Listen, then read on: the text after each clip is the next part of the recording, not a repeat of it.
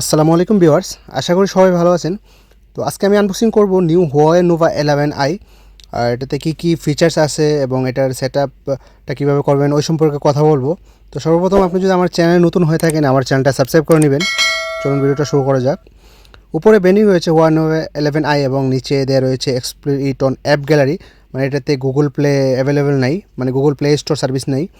তো এটার সাইড দিয়ে ভেন্ডিং রয়েছে যেটা Huawei Nova 11i এবং নিচে দিয়ে কিছু লেখা রয়েছে যেটা হচ্ছে 128 GB স্টোরেজ এবং র্যাম হচ্ছে 8 GB আর কালার হচ্ছে যেটা মাইন্ড গ্রিন। তাহলে চলুন আবার বক্সটা ওপেন করি এবং দেখি মোবাইলের সাথে কী থাকছে।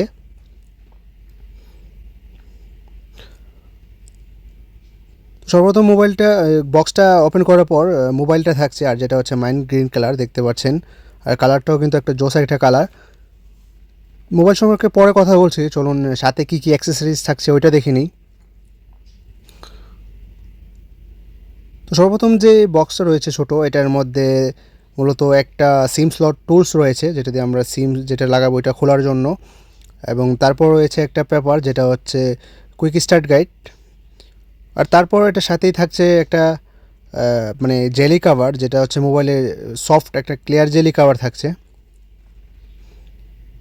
যেটা হচ্ছে আপনার মোবাইলের পিছনের ব্যাক কাভারটা দেখা যাবে এই কাভারটা ইউজ করলে। তো এটা সব তো প্রায় মোবাইলের সাথেই থাকে, এই মোবাইলটার সাথেও দেওয়া রয়েছে। তারপর রয়েছে এই মোবাইলের চার্জার আর যেটা হচ্ছে আপনার কেবল যেটা হচ্ছে USB-A টু Type-C কেবল,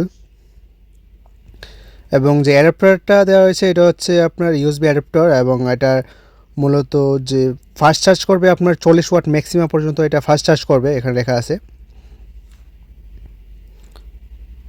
তারপর হ্যান্ড ফ্রি দেওয়া নাই, মানে হ্যান্ড ফ্রি নাই। তারপর চলুন মোবাইলটা নেওয়া যাক এবং এটা সম্পর্কে কথা বলা যাক এবং সেটআপ গাইডটা দেখিয়ে দিব। তো সর্বপ্রথম একটা পেপার রয়েছে, এটা খোলার পর দেখতে পাচ্ছেন এটা লুকিংটা কিন্তু জোস একটা লুকিং। আর আমরা যখন মোবাইলটা অন করে নিই অ্যাট ফার্স্ট, তো মোবাইলটি অন হওয়ার পর প্রথমে এখানে আপনারা ল্যাঙ্গুয়েজ সিলেক্ট করবেন, ল্যাঙ্গুয়েজ সিলেক্ট করে নেক্সটে ক্লিক করবেন, মানে গেট স্টার্টে সিলেক্ট করে দেবেন। তারপর এখানে আপনার কান্ট্রি চুজ করে, মানে যেটাই হোক, আমরা যেহেতু কুয়েতে আছি কুয়েতের কান্ট্রি সিলেক্ট করে তারপর নেক্সটে ক্লিক করব। আপনারা যেই দেশে রয়েছেন ওই দেশের কান্ট্রিটা সিলেক্ট করে নেক্সটে ক্লিক করে দেবেন। নেক্সটে ক্লিক করার পর এখানে এগ্রি দিয়ে নেক্সটে ক্লিক করে দেবেন এবং স্কিপে ক্লিক করবেন। তারপর এখানে নেটওয়ার্কের একটা অপশন আছে যেটা কানেক্ট টু নেটওয়ার্ক, মানে আপনার সিম লাগাতে পারেন অথবা এখানে আমরা ওয়াইফাই কানেক্ট করব। ওয়াইফাই কানেক্ট না করা এখানে আপনি নেক্সট স্টেপে যাইতে পারবেন না। তো ওয়াইফাই কানেক্ট করার পর নেক্সটে ক্লিক করব।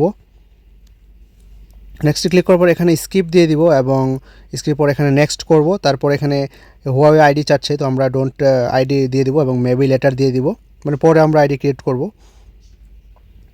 তো লেটার দেওয়ার পর এখানে এগ্রি দিয়ে আপনারা সিলেক্ট করে এগ্রিতে ক্লিক করে দিবেন।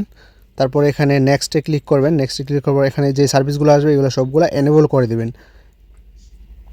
তো এনেবল করার পর এখানে দেখতে পাচ্ছেন সেট আপ এস নিউ, এখানে ক্লিক করবো এবং টাই গেস্টার মানে নেভিগেশন যে ফাংশনটা আছে ওইটা আমরা চেঞ্জ করে নেব, মানে 3 বাটনসে দিয়ে দিব। তারপর এখান থেকে আপনারা চাইলে এই অ্যাপসগুলোর সাথে আপনারা নেক্সটে ক্লিক করতে পারেন অথবা উইদাউট এগুলো আনসিলেক্ট করেও নেক্সটে ক্লিক করতে পারেন। তো নেক্সটে ক্লিক করার পর আমাদের যে ডিভাইসটা আছে এটা দেখছেন ওপেন হয়ে গেছে। আর এটা লুকিংটাও কিন্তু একটা জোস। আর এটা নিচের দিক দিয়ে রয়েছে speaker and charging port plus মাইক্রোফোনের অপশন, এবং আপনার ডান দিকে রয়েছে পাওয়ার বাটন প্লাস ফিঙ্গারপ্রিন্ট এবং ভলিউম আপ ডাউন বাটন রয়েছে। আর উপর দিকে রয়েছে আপনার সিম স্লট টুলসটা যেটা সিম লাগানোর অপশন এবং মাইক্রোফোন। আর এটা আপনার বাম দিক দিয়ে কোনো কিছু নেই। আর এই মোবাইলে যদি ক্যামেরা সম্পর্কে কথা বলি, আপনার ক্যামেরা দেওয়া রয়েছে যেটা হচ্ছে মেন ক্যামেরা, মানে পিছনের ক্যামেরা 48 মেগাপিক্সেল মেন ক্যামেরা এবং 2 মেগাপিক্সেল ডেপথ। আর এই মোবাইলের ফ্রন্ট ক্যামেরা মানে সেলফি ক্যামেরা যেটা এটা হচ্ছে 16 মেগাপিক্সেল। সব মিলিয়ে মিড রেঞ্জের মধ্যে Huawei একটা দারুণ একটা মোবাইল, যারা Huawei নিতে পছন্দ করেন এরা এই মোবাইলটা নিতে পারেন। আর যদি কারো কিছু এই সম্পর্কে জানার থাকে এই মোবাইল সম্পর্কে আমাকে কমেন্ট বক্সে অবশ্যই জানাতে পারেন।